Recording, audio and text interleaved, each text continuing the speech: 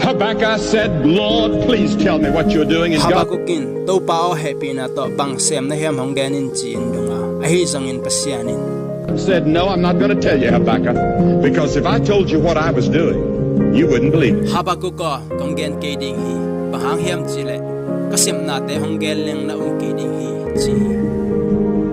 If God today told us what he's doing in the world, we wouldn't believe it. Tuniin pasianin leitunga anasep te honggen hile eiten zong keding hi.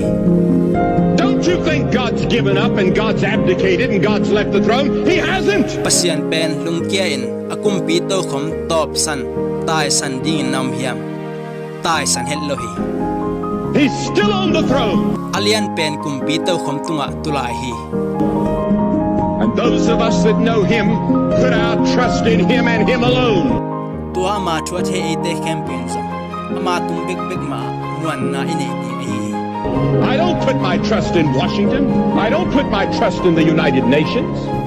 Kailum man na pen Washington na zong omlohi. United Nations na zong tuan lohi.